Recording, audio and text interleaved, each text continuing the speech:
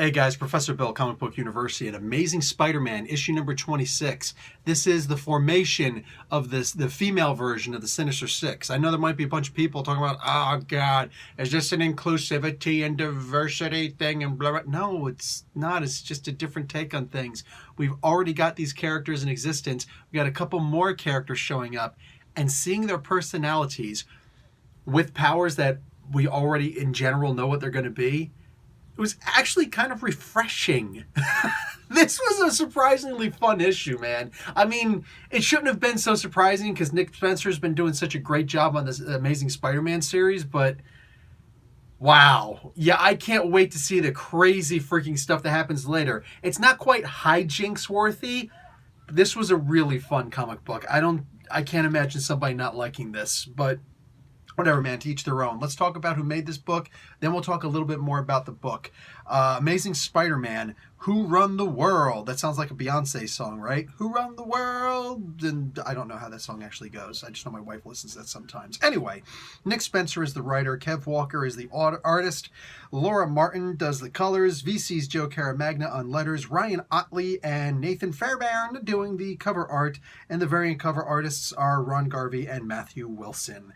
Anthony Gambino is the designer. All right. And, of course, Stan Lee created Spider-Man with the art by Steve Ditko. He's a credited co-creator. Dude, we've got this really fun little bit in the beginning of this with Kingpin trying to find this thing. It's like this big mystery thing, and, oh, I've been looking for this thing. And it's basically just a MacGuffin. It doesn't mean anything. We don't find out what it actually is. It might as well be the thing that's inside the suitcase for Pulp Fiction. In fact, I think that had some inspiration on Spencer when he did this, because he opens it up and there's nothing inside but a stupid little note from Fred Myers, that's Boomerang, saying, hey Fisk, still way ahead of you, your pal Boomerang. I'm like, that's just hysterical. That's just great. So we're just seeing that he's teasing, Fred Myers, he's teasing. He doesn't realize how much trouble he's actually in, but he's got a very public identity right now, even though he still wears the Boomerang outfit. He's hanging out with Peter Parker, and I think the main reason why he's hanging out with him so much, more than even Robson, the other roommate, the third roommate, he's basically like a third wheel almost. He's hanging out with Parker because they're saying, hey, the Kingpin said, the Mayor Fisk, he said, don't attack Myers when he's close to Peter Parker, man. That's the big thing. It's like, okay, cool. So as long as he hangs out with Parker, nobody's going to take the chance at trying to take him out. Oh, there's a death warrant out for him, but not if Parker is around. Interesting. On top of that, I was just talking about the other roommate, Robbie Robinson's son, and for the life of me, I just can't seem to remember what his freaking name is, but it's actually kind of important. Raymond or something like that. Anyway, what's interesting here is that he Randy Robertson. I actually found the name in here.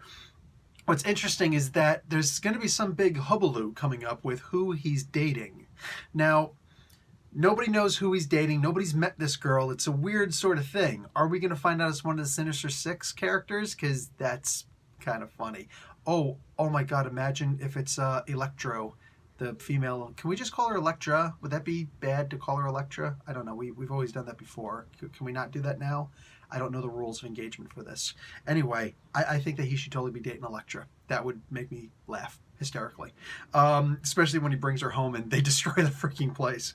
Speaking of destroying the place, this feast building, I think the most important, I think more so than feeding the homeless and things like that, they need to put up an insurance on this place, because, nah, man, this place is just constantly getting wrecked. And yes, if I had to give one stupid spoiler for this book, that's it. Dude, this place just can't stand to save a life. Seeing the formation of the characters in this just had me rolling. Seeing them talking. They're talking about, oh, you need to sign a W-9 tax form and stuff like that. This is purposely silly, and I enjoyed every single word in here. This book, man, this doesn't happen in the front, and I'm sad that it doesn't. But seeing the original members of the current members of the original Sinister Six talking about, I'm the only person here not cheating. Exactly, and that's why they want to kill him. The book is perfect. Anyway, guys, if you want something where you can just sit back and have a cool read, do so. But there's something else that's special about this. I feel like there's a Google Docs document out there on the internet that only the writers of the Spider-Man comic books have access to. And they're just typing in, oh, and then this is going to happen, this is going to happen, I'm just going to have this little thing is going to happen, a couple little changes that they do.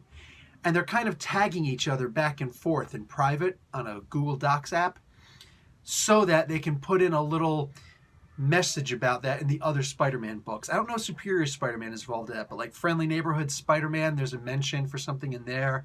I've seen mentions for what's going on in this book. And there's a couple, you guys know, there's a couple of Spider-Man books out there right now, as I feel there should be. And they kind of, they're rubbing each other's backs a little bit. I enjoy that. Because if these guys can work together, just little things like that, we can get an entire Spider event that doesn't actually have to be an event.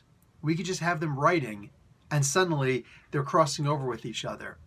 You remember some of the best Spider-Man books back in the 90s did exactly that. I'm looking forward to something like that nowadays. We can use something like that.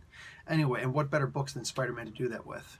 All right, that's it for me, guys. Professor Bill, Comic Book University. Class dismissed.